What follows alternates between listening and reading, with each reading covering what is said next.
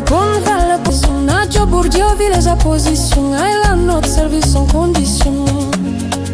Avec Christ nous ferons des actions. Pas moi je n'ai Christ, toute ta famille, ma famille qui est longue. Na Christ nous ferons des actions.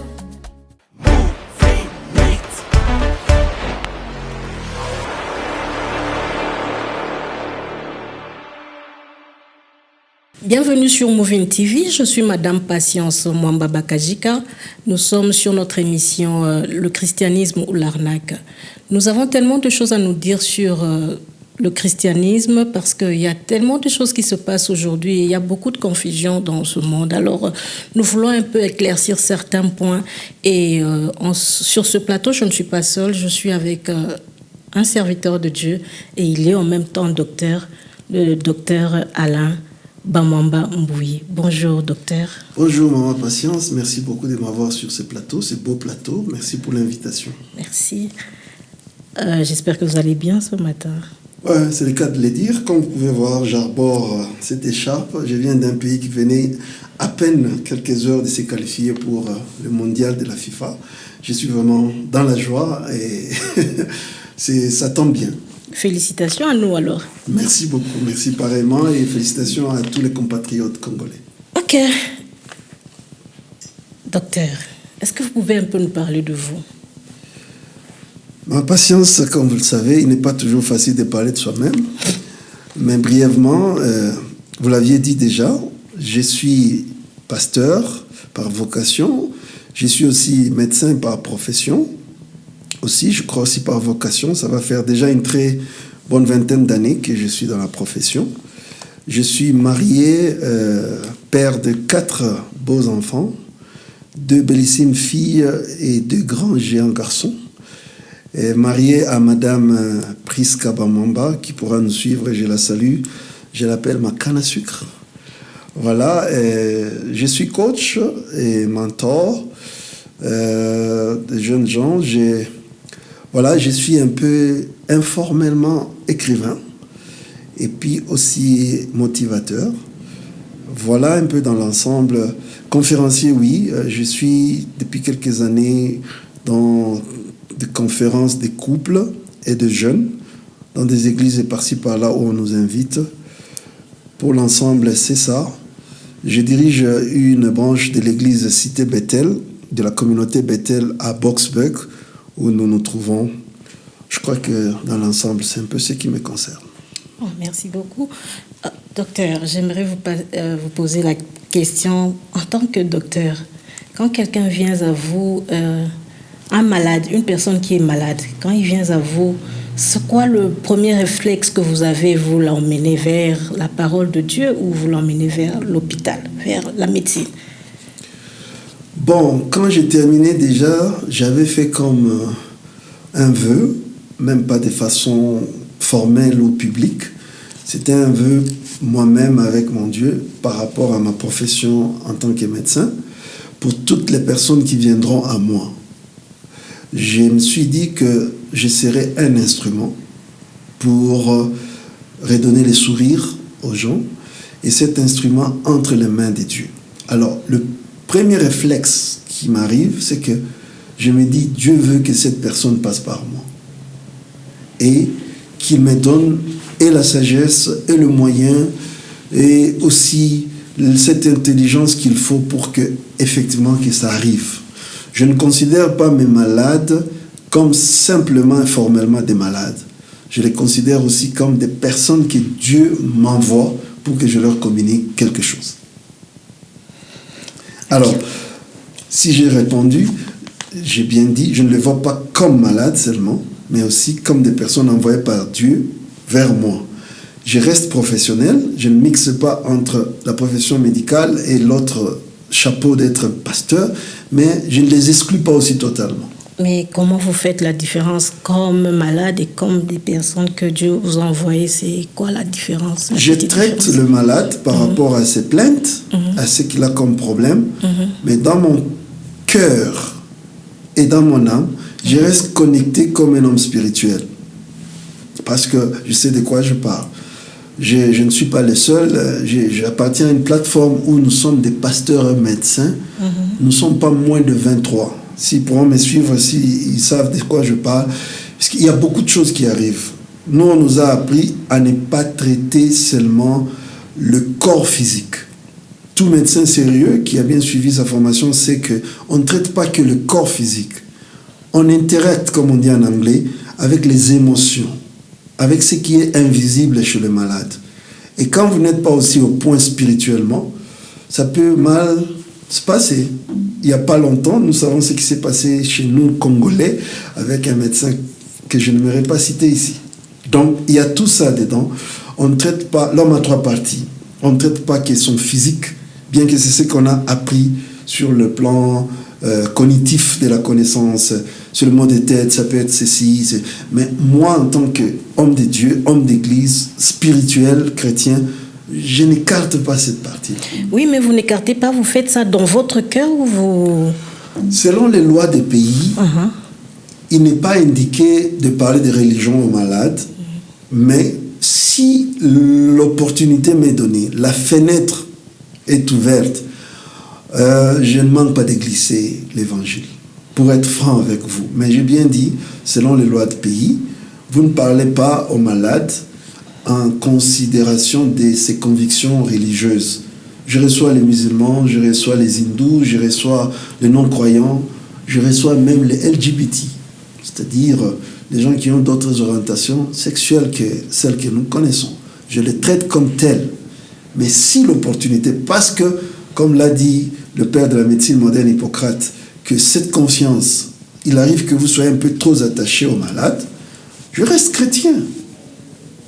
Si je peux glisser plutôt un message de l'évangile tout en respectant la ligne de conduite professionnelle, en tout cas, je l'ai fait. Et je ne suis pas le seul. Merci bien. J'avais aussi encore une autre question pour savoir. Il y a des gens, comme on a parlé un peu plus tôt, il y a des gens qui, par rapport à leur foi ou leur conviction, étant malades, ils ne voudront pas d'être, par exemple, transfusés. Qu'est-ce que vous en dites en tant que pasteur et médecin? Merci pour cette question légendaire. Là encore, il est question de choix et de convictions. Alors, en tant que pasteur et médecin à la fois, la déontologie médicale, là encore, je tombe dans les cas qui a fait couler l'encre et la salive aujourd'hui. Le malade est libre de refuser un traitement. Il y a un procédé, une procédure, il y a tout ce qu'il faut pour mettre au clair que nous avions montré au malade ce qui doit être fait, mais le malade a refusé. C'est un droit légitime reconnu au malade. Et même si c'est avec vraiment quelques important, nuances. Même si c'est vraiment important, c'est entre la vie et la mort. Avec quelques nuances, selon l'âge aussi. On ne va pas rentrer dedans. Il y a beaucoup de nuances, il y a beaucoup d'exceptions. Mais le malade a le droit de dire non. Il y a même des documents qu'on fait signer. Savez-vous que le malade peut décider de quitter l'hôpital, peut refuser les soins d'un médecin? Alors, rentrons dans la question pour ne pas se perdre. Un malade qui vient au nom de ses convictions, on lui fait voir tout ce qu'il court comme danger. On ne force pas le malade. On ne force pas. Je vais faire voir au malade que selon moi, je suis aussi chrétien. Voici ce que je sais de la parole de Dieu. Si le malade persiste au nom de sa foi, je ne peux pas le forcer. Alors, je laisserai la part. Je peux avoir aussi mes chefs. Il y a une chaîne qui monte jusqu'à ce qu'on dit que c'est le malade qui a décidé, ça reste comme ça. Ça peut relever d'une décision de la hiérarchie. Mais non forcer le malade. Vous savez, même aujourd'hui, même pour faire les tests de HIV, il y a aussi des recommandations. Vous ne les faites pas sans le consentement du malade. Pourtant, c'est pour son bien. Sauf, encore une fois, des exceptions. Comme les juristes, nos frères juristes disent toujours, les exceptions qui font la règle, la jurisprudence. Mais à la base, vous ne pouvez pas faire à un malade un test ou certains tests quelconques sans son consentement éclairé. C'est le mot qu'on utilise plus chez nous. Éclairé. Un consentement éclairé. C'est-à-dire, il a compris, il sait de quoi il s'agit. Alors, dans ce cas-là de la transfusion, oui, il y a deux grandes écoles. Il y a l'école des extrémistes, il y a les écoles de progressistes qui ont compris, les conservateurs. Puisqu'il faut savoir que dans cette religion-là, pour ne pas la citer, ils ont aussi des médecins. Oui, ressortissant de leur religion, pour ne pas appeler leur croyance, ils en ont aussi comme médecins. Qu'est-ce qu'ils font? Ils ont étudié à l'école, mais ils restent dans leur foi. Je suis médecin, mais de la foi quelconque. Cette foi, cette religion me dit, je ne peux pas transfuser. Posez une telle question à un tel médecin. Il va vous avancer quel aspect? L'aspect de sa foi, en laissant de côté l'aspect professionnel. Donc ça devient une dualité selon les écoles. Mais pour moi, si vous me demandez, moi, la transfusion n'a rien à voir avec ce qu'on avance comme des raisons religieuses. Ça reste un débat. Ok, docteur, pouvez-vous nous donner l'importance du dépistage et de la prévention de certaines maladies chez les adultes? Merci bien. Et c'est là que nous allons vraiment nous apaisantir, comme nous avions parlé. Je vous dirai encore merci pour l'invitation. Je remercie la chaîne, ces beaux cadres et tout ce qui travaille dans les installations. Je salue aussi votre patron, l'homme de Dieu, Papa Emmanuel Makusa. La prévention et le dépistage, leur importance. Vous savez, madame, si vous regardez votre visage aujourd'hui et vous reculez de quelques 10 à 20 ans, quand vous étiez au lycée ou à l'école, vous n'êtes plus la même personne. Pourquoi? Parce que vous êtes en train de grandir. Et en grandissant, ça change. N'est-ce pas? Pareil avec un véhicule que vous aviez acheté il y a quelques années. Le véhicule a ce qu'on appelle l'amortissement. Et dans un véhicule, il y a les pièces, il y a les systèmes. L'organisme aussi a des pièces qu'on appelle organes. L'organisme a aussi des systèmes de fonctionnement. De la même façon qu'un véhicule arrive à s'amortir, le corps humain s'amortit aussi. Comme je vous ai dit, le visage d'aujourd'hui n'est pas celui de la jeune fille du lycée d'il y a des années passées. Maintenant, comme le corps s'amortit, pour ne pas dire vieillit, il paraît qu'il ne faut pas dire aux femmes qu'elles vieillissent. Mais c'est la réalité. Tout comme les hommes. Que faudrait-il faire? Parce que le vieillissement amène des problèmes. Une pièce du véhicule qui a vieilli peut amener à un quelconque problème de ce véhicule. Qui peut faire arrêter ces véhicules en plein highway, c'est-à-dire quelque part. Il y a des problèmes mineurs, il y a des problèmes majeurs. Pareil avec les corps. Je prends cette illustration. Il y a des problèmes majeurs dans le corps. Si vous ne prenez pas soin, vous ne suivez pas, ça peut vous faire arrêter un jour brusquement, brutalement, comme un véhicule qui s'arrête en pleine autoroute. C'est là qu'il y a l'importance. Je parle de l'importance du dépistage. Ce qu'on appelle de l'autre côté du véhicule, les services, ici en pays anglophone comme on dit. C'est pas trop en français encore, j'ai quitté le pays il y a très longtemps. C'est quoi les services réellement? La maintenance. Il faut amener le véhicule au service, à la maintenance. Régulièrement, on vous donne le kilométrage qu'il vous faut pour ramener encore chez votre mécano ou à la société de votre véhicule qu'on fasse les services, la maintenance. Pour que, un jour ou un autre, vous ne soyez pas surpris ou surprise par un petit bobo ou un gros bobo qui fait ce que votre véhicule s'arrête du coup.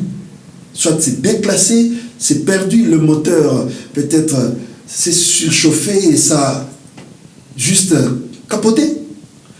C'est pareil avec le fonctionnement du corps humain.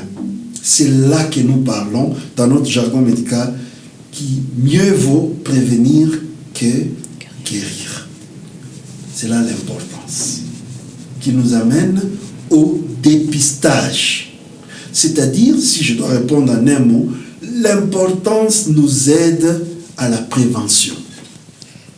Et pour cette prévention, il faut passer par le dépistage. En anglais, on dit screening. C'est-à-dire, à un certain âge, chez l'homme tout comme la femme, il y a des examens qu'il faudrait faire régulièrement pour dépister s'il y a déjà un petit souci dans un certain engrenage du corps humain. Comme le corps a et les organes, et les systèmes, et le fonctionnement. Pareil avec les véhicules, qui peut avoir un souci de clash, culasse, ou encore filtre. Voilà. C'est là que nous avons le dépistage. Maintenant, selon qu'on est un homme ou une femme, déjà à partir de 30 ans, commençons avec les dames. Nous sommes dans un pays anglophone, on dit ladies first. Une dame qui a déjà dépassé 30 ans d'âge a besoin de faire une série d'examens, screening, de dépistage, pour ne pas tomber dans ce dont je parle un jour ou un autre. Sorry, docteur. Comment est-ce que je peux faire le dépistage? Comment je peux faire ce que vous me demandez de faire quand je ne me sens pas mal? Je me sens bien. Je venais de dire les véhicules. On ne vous dit pas que amenez le véhicule chez votre mécanicien quand vous allez sentir ça. On vous dit, après un tel kilométrage, amenez ça pour contrôle et maintenance. C'est ce qui nous arrive malheureusement. Le véhicule n'a pas de problème. Oui. 2 ans sans maintenance. Le véhicule n'a pas de problème. 3 ans sans service. Non, c'est lui qui a conçu. C'est lui qui est expert. C'est que ce n'est pas question qu'il y ait un petit souci, un petit bruit là qui dérange, strident dedans. Non, il dit, après avoir roulé autant de kilométrage, pareil avec votre corps. Madame Patience, chaque année, vu votre âge, vous avez besoin de faire un examen tel, par exemple, de la tête aux pieds. Pas parce que vous êtes malade. Docteur, vous ne pensez pas que... Là, je te pose la question. Pasteur, vous ne pensez pas que c'est le manque de foi, aller tout le temps voir le médecin sans que je me sente mal? Le manque de foi. C'est pas le manque de foi? Non, c'est pas un manque de foi. Ou bien je veux appeler la maladie sur moi. C'est la prévention plutôt. Ce n'est pas un manque de foi, ce n'est pas non plus appeler la maladie. Je comprends de quoi vous parlez. La Bible dit, si vous regardez dans 1 Corinthiens chapitre 3, verset 17, que nous sommes les temples de Dieu et quiconque détruira ces temples, Dieu les détruira. Je ne sais pas si vous pouvez permettre qu'on lise, parce que vous avez une émission et à caractère chrétien, c'est pourquoi on en parle comme chrétien aussi comme scientifique. Justement. C'est-à-dire que si vous détruisez le temple, Dieu vous détruira. Pendant que je parle, je peux prendre ça rapidement. D'accord. Et nous allons les lire ensemble. Je continue à vous dire que ce n'est pas un manque de foi. Ce n'est pas un manque de foi. Déjà, pendant que je cherche, je vous dis que vous savez que parmi les évangiles, les 4 que nous avons, un des évangiles a été écrit par un médecin. Ouais, Luc. Il s'appelle Luc. D'ailleurs, qui n'a pas été parmi les apôtres de Jésus, lui a écrit après des recherches respectant et répondant ce qu'on appelle la méthode cartésienne, parce que c'était un scientifique. L'évangile de Luc et aussi les actes des apôtres, parce que c'est toujours lui qui a écrit ça, est basé sur une démarche scientifique. Si Dieu a permis qu'il y ait un scientifique, pour ne pas dire un médecin, parmi les évangiles, ça doit me dire quelque chose. Dans la Bible, il y a des médecins. Il y a même des proverbes. Ce n'est pas le médecin qui va vers le malade, mais c'est le malade qui va vers le médecin. Même si aujourd'hui, à cause de la modernité, il y a des consultations à domicile. Mais normalement, c'est celui qui a un problème qui va vers eux. Lisons ça, s'il vous plaît. Ok. 1 Corinthiens 3, 17, la Bible dit ceci. Si quelqu'un détruit le temple de Dieu, Dieu les détruira. Car le temple de Dieu est saint et c'est ce que vous êtes. Si quelqu'un détruit le temple de Dieu, Dieu les détruira. Le Dieu amour. Hein? Et quel est le temple? C'est ce que nous sommes. C'est ce corps. Nous sommes les temples de Dieu. Si quelqu'un les détruit, Dieu les détruira. Et pour ne pas les détruire, qu'est-ce qu'il faut faire? Il faut les connaître, il faut prévenir la destruction, il faut l'entretenir, il faut les maintenir. Et pour maintenir, prévenir, entretenir, il faut faire quoi? Avoir la connaissance. Et cette connaissance, on l'a à partir de ceux qui en savent plus, qui peuvent nous informer. Je sens ceci dans ma gorge. Qu'est-ce que ça peut être? Vous n'allez pas demander ça à un menuisier. Vous irez chez le médecin. Est-ce que vous manquez de foi parce que vous y allez? Je sens entre mes articulations de la lourdeur, de l'engourdissement. Vous irez demander à un médecin qui peut vous dire, madame, monsieur, vu votre âge, ça peut être du rhumatisme. Où est le manque de foi? Parce que le corps vieillit.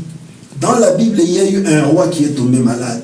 C'est-à-dire, un roi qui pouvait avoir tout l'arsenal possible, si je peux dire ainsi, de médecins de son royaume.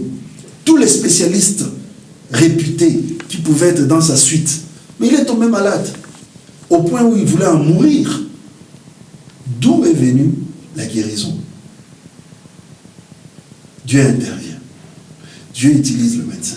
Donc, le dépistage n'a rien de manque de foi. C'est une prévention pour ne pas détruire les temples de Dieu que nous sommes. Parce que Dieu détruira celui qui détruira son temple. Alors, pour ne pas les détruire, il faut prévenir. Et parmi les moyens de prévention, c'est de faire les dépistages au moins annuels. Nous sommes au mois d'avril. Je suis médecin, vous l'aviez dit, et tout ce qui nous regarde, et aussi pasteur. Vous savez qu'au début de l'année, je suis allé faire mon dépistage. Je ne suis pas malade.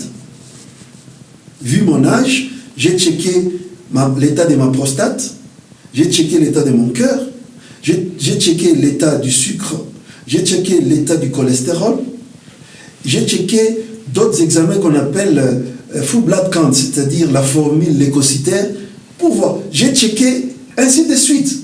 Je suis là.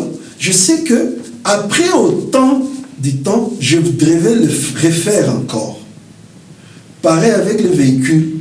Ce n'est pas tombé en panne, mais l'expert en la matière dit, après avoir roulé autant de kilométrage, revenez avec ça pour que je voie ce que je dois faire. S'il y a déjà quelque chose qui s'annonce, je vous dirai. Sinon, j'ai fait seulement les services, les petites choses à échanger et remplacer. Vous continuez à rouler avec votre véhicule. Au lieu que ça s'arrête brutalement et brusquement, en pleine nuit venant d'une fête de mariage à 1h du matin, ça s'arrête quelque part et là, vous commencez à chasser les démons.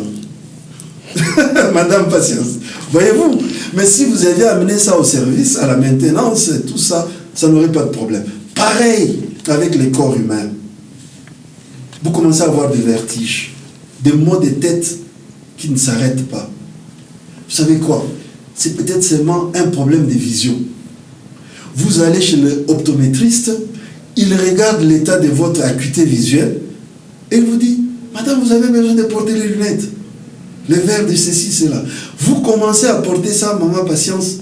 Les maux de tête s'évaporent comme ça, comme la fumée. Ça, je parle d'un cas que je connais. Un pasteur, je préférais taire son nom, de grande renommée de notre communauté, nous nous connaissons. Il s'est plaigné de mon tête. Je prescris. Il a consulté. Nous avons parlé, nous avons discuté. Mais non, les réflexes m'est venu. J'ai dit, pasteur, vous savez, vous êtes déjà au-delà de pratiquement la cinquantaine. Je ne vous vois pas porter des lunettes. Et vous êtes pasteur pratiquement plus de 25 ans, si pas 30. Et vous avez cru au Seigneur plutôt très tôt. Vous lisez cette Bible depuis longtemps avec les petits caractères. Il faut nécessairement, quand vous avez 50 ans, c'est comme ça que je parlais par rapport à l'âge. Okay. Est-ce que vous ne pouvez pas, par curiosité, consulter par rapport à votre acuité visuelle? Le Le pasteur me dit, oh, moi porter les lunettes, mais pourquoi? Je dis non, ce n'est pas question de pourquoi. L'âge, ça nous rattrape comme on dit en anglais. Age is catching us. Allez-y seulement. Il est allé quelque part, il a fait faire le test directement. Il était déjà au point de porter les verres, les lunettes, longtemps ils s'entêtaient. Et vous les verrez, ces personnes-là, lire comme ça. Tenir le téléphone, comme s'ils étaient dans l'obscurité. Vouloir bien voir. Mais ils ont maintenant besoin de ces dépistages annuels pour dire, vous lisez comme ça parce que votre acuité visuelle a baissé. Allez voir l'optométriste, comme moi je suis là. Pour que je voie très bien, il me faut ça. Et je ne souffre plus pour lire comme ça. Ce pasteur, dès qu'il a commencé à porter ses verres, les maux de tête sont partis. Plus de céphalée. Je vous parle d'un cas concret qui n'a pas demandé beaucoup de gymnastique. Répondant à votre question, il faut forcément, c'est comme ça que je reviens pour dire, à un certain âge, j'ai parlé déjà des dames, à 30 ans. Oui.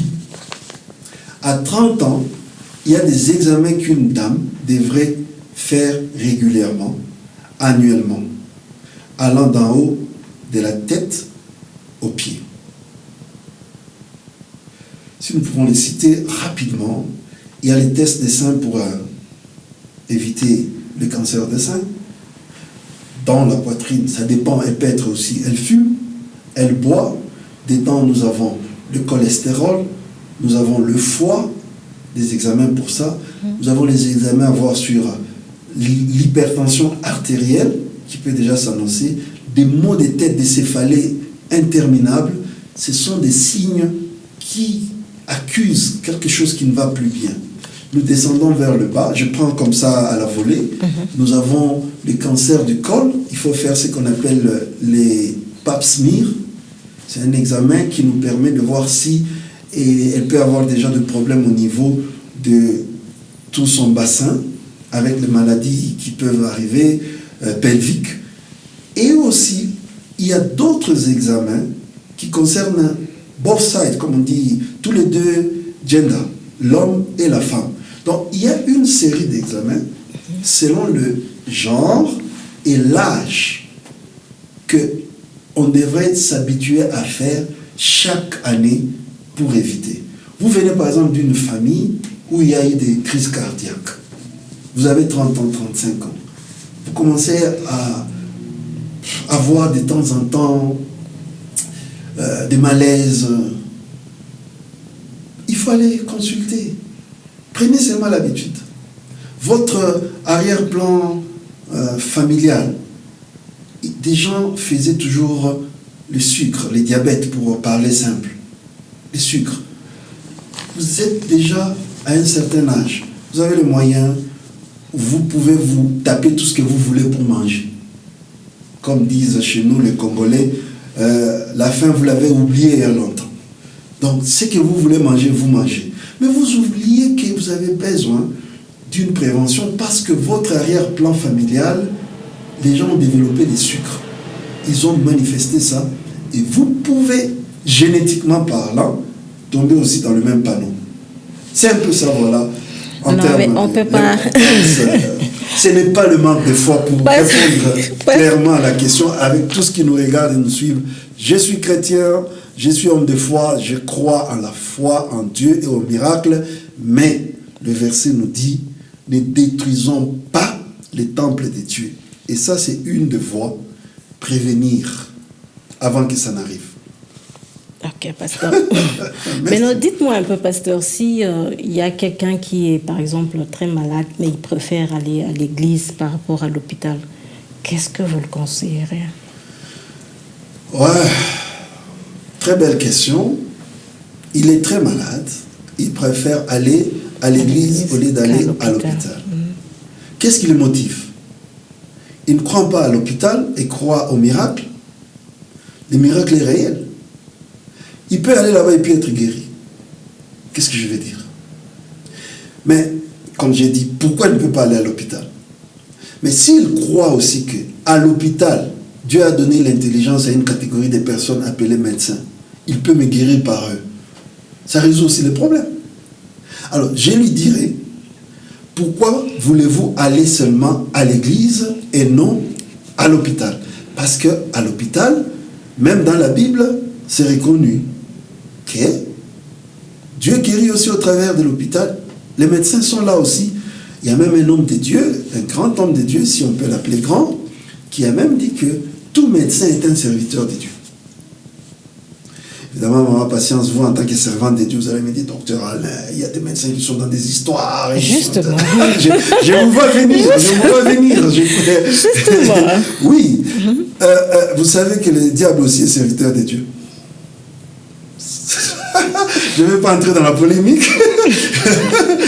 Mais Dieu peut utiliser. Dieu a utilisé un âne, Dieu a utilisé même un fou de Gadara. Dieu peut passer partout. Quand je dis serviteur de Dieu, c'est-à-dire toute la création est sous le pouvoir et la souveraineté de Dieu. Serviteur de Dieu, c'est-à-dire canaux, instrument canal par lequel Dieu peut passer pour servir, pour aider quelqu'un. Donc le médecin est en train de servir Dieu en servant son peuple. Donc c'est monsieur qui ne veut pas aller à l'hôpital et veut aller à l'église. Si c'est au nom de la foi, convaincu, moi en tant que chrétien, je dis que c'est possible qu'il reçoive son miracle. Je prêche le miracle, j'ai vécu le miracle. Et vous avez déjà vécu une guérison miracle? Oui. Un peu. Oui, j'ai vécu. Et déjà Jésus, si vous me dites ça, c'est écrit, mais nous croyons en ce qui est écrit. Vous. Oui, prier pour quelqu'un. Oui, des maux de tête interminables qui ont amené le malade à avoir beaucoup de spécialistes. Mais c'est parti par la prière. Ça, c'est un cas que je connais. Les hémorroïdes. Les hémorroïdes, quelqu'un qui avait l'argent, il pouvait voir le médecin qu'il pouvait, ça ne partait pas. La prière a fait disparaître les hémorroïdes. D'ailleurs, pour rappel, pour ceux qui nous suivent, qui sont aussi chrétiens, vous savez que les hémorroïdes font partie des malédictions dans la Bible et dans Deutéronome. Oui. Dieu avait mis ça dans la liste des malédictions. Alors, ça aussi, le cas d'infertilité, là, je peux vous dire jusqu'à demain. Je peux vous en parler. Les cas d'infertilité, c'est un domaine trop glissant qui fait dépenser beaucoup d'argent, je voulais dire, beaucoup de problèmes, beaucoup de situations compliquées dans des familles. Mais au finish, j'en ai plein d'exemples. La solution est venue par la prière. Ils ont vu des spécialistes, des gynécologues, ils ont vu tout ça, mais par la prière, ils ont des enfants aujourd'hui. Pour ne pas vous dire que certains nous ont même baptisé, name comme on dit en anglais, nous ont donné les noms après pour ça. Je crois au miracle. Je crois que Dieu agit. Je crois que Dieu fait. Mais je crois et je sais aussi que Dieu passe par le médecin pour aussi faire du bien. Ok, mais comment vous arrivez à partager cela, parce que vous croyez au miracle et vous êtes aussi médecin.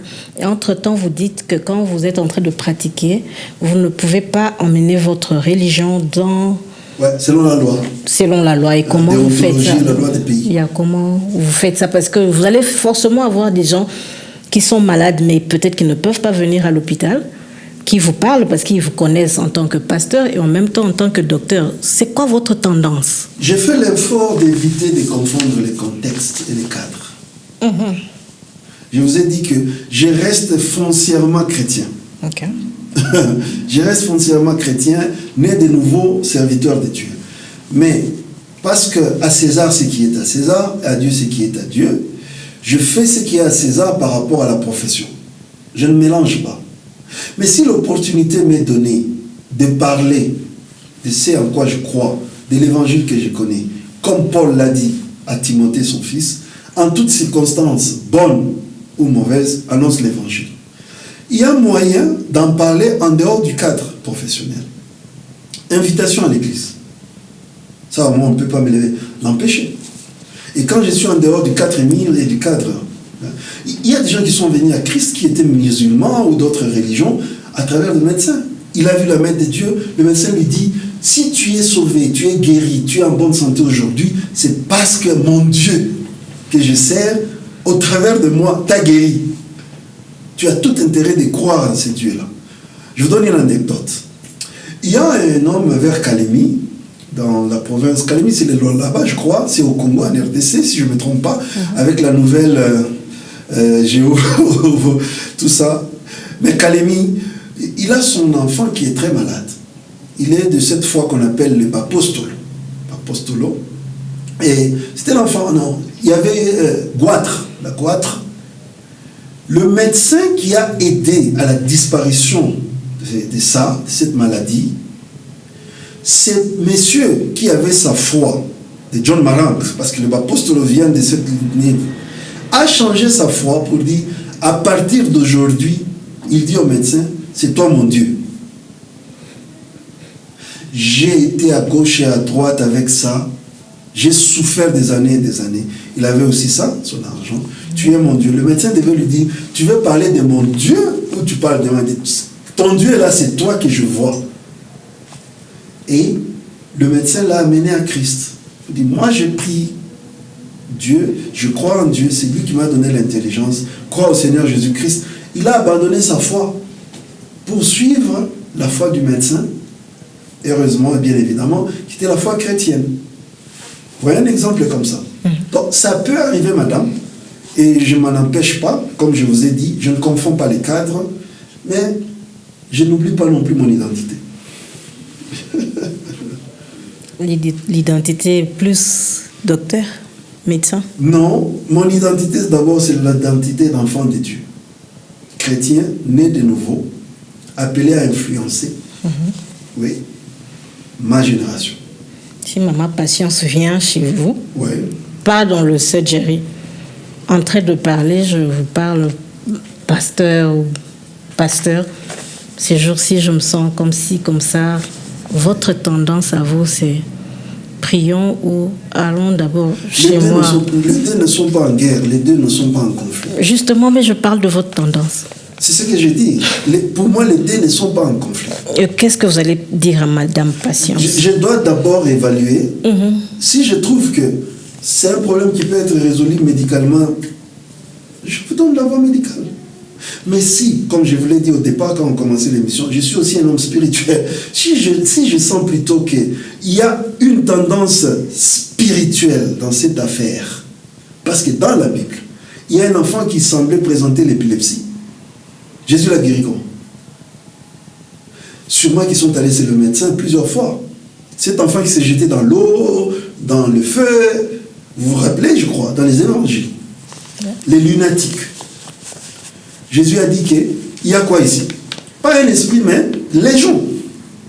Si je sens en moi que cette affaire, c'est une affaire spirituelle, pourquoi je vais perdre le temps avec l'aspect médical? Je peux conseiller, et vous allez me dire sûrement, j'avais déjà vu tel médecin, prions, allons en jeûne, je vais voir votre pasteur, je vous suggérerai ceci. C'est déjà arrivé. Une dame qui venait avec des acnés, c'est-à-dire, en français simple, on appelle ça encore comment? Le bouton. Le bouton, et vous savez que c'était une affaire spirituelle. Je sais que mes confrères médecins qui vont regarder ça, ceux qui me connaissent savent que je suis médecin et pasteur, et ça, je ne sépare pas. Évidemment, vous allez dire, il faut soigner ça, il faut donner. Mais cette pauvre infortunée dame a souffert avec ces acnés-là. Mais c'était une affaire maléfique, démoniaque. Au Congo, il y a ce qu'on appelle les mbassou. En médecine, on appelle ça l'ulcère des Bureli. Ça, c'est médical. Mais combien arrive à soigner ça? Combien souffre et ça prend du temps? Mais vous savez qu'il y a des mbassou qui disparaissent dans un bref délai de temps par la prière. C'est ça le problème avec certains médecins qui ne sont pas dans la même foi que moi ou que d'autres médecins comme moi. Nous croyons au miracle. Nous croyons à la main de Dieu. Nous croyons à ce que Dieu peut, à l'intervention divine.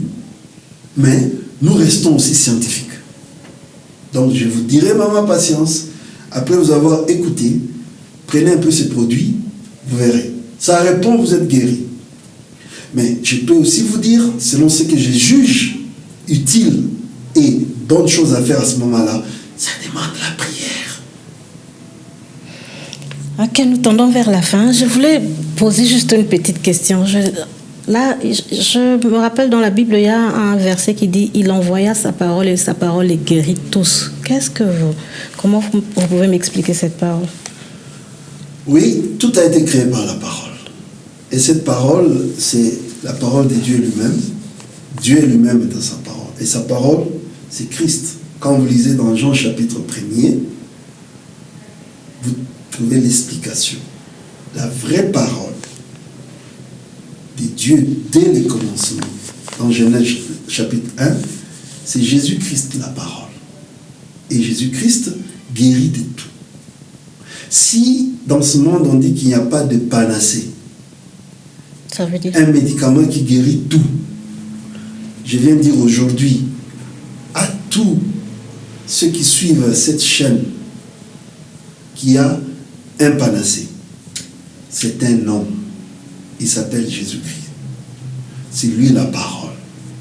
Dieu envoie cette parole, Jésus, pour guérir de toutes sortes de maladies physiques, visibles, invisibles, émotionnelles, spirituelles, morales. C'est là qu'il devient un panacée. Un panacée, c'est un remède, un médicament qui guérit tout. Évidemment, au monde, il n'y en a pas. Mais Jésus-Christ l'est. Il est ces panacées-là pour toutes sortes de maladies. Et c'est lui la parole que Dieu envoie pour guérir. Quand on la prêche dans l'église, on communique la vie. Quand on en parle, comme nous partageons comme ça, on communique la vie. Quand vous recevez cette parole Jésus-Christ en vous, vous êtes guéri. Et des maladies physiques et des maladies spirituelles. Il y a des gens dans des campagnes de prière, quand cette parole est sortie de la bouche de l'homme de Dieu, telle chose a disparu, telle douleur a disparu, les béquilles sont jetées, la chaise roulante est inutile. C'est cette parole. La cécité est partie. La parole, c'est Jésus-Christ, envoyé par Dieu pour le salut, premièrement, et pour tout ce qui vient avec. Parce que le salut, c'est un cortège qui nous amène tout dans son cortège.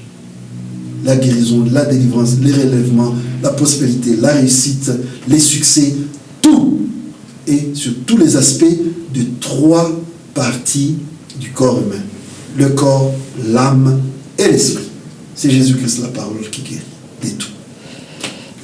Nous sommes à la fin de notre émission. Si je peux emprunter votre mot ou votre phrase, Jésus-Christ est le panacée. Donc, il guérit de tout. Tout, alors tout. Le corps, l'âme et l'esprit. Pour faire un peu, s'il y avait moyen de mettre les tout là de T avec un autre S, il faut ajouter pour dire qu'il guérit de tout. Vous ajoutez encore S pour dire sans rien laisser. Il est la réponse de Dieu aux problèmes des hommes et de l'humanité.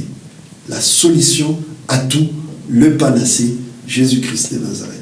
Ne pas l'accepter, c'est tout raté. Amen. Ne pas l'accepter, c'est tout raté. Docteur, donnez-nous votre mot de la fin. Merci beaucoup tout d'abord pour l'invitation. Je répète, ça a été un réel plaisir. Le plaisir d'être et de découvrir ce beau cadre, ce beau plateau ici. En tout cas, je suis dans la joie. Ma journée est embellie avec ma victoire de mon pays et cette belle interview et cet entretien d'échange. J'invite tous les frères et sœurs bien-aimés qui nous ont suivis à chercher à recevoir la parole Jésus-Christ.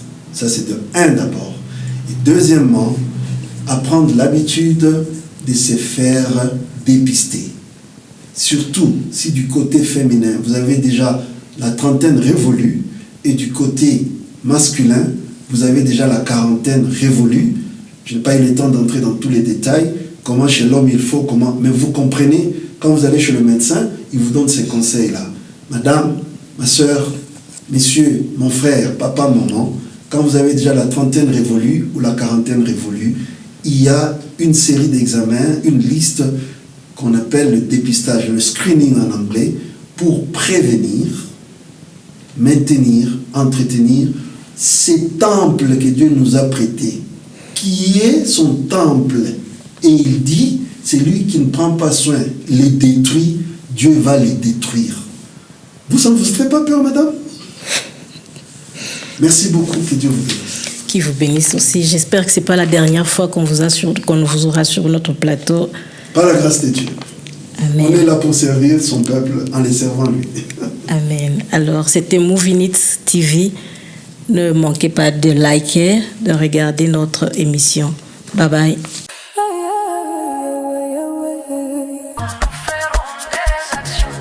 Trading, import and export. Votre pont vers le potentiel commercial mondial. Avec Christ, nous ferons des exploits.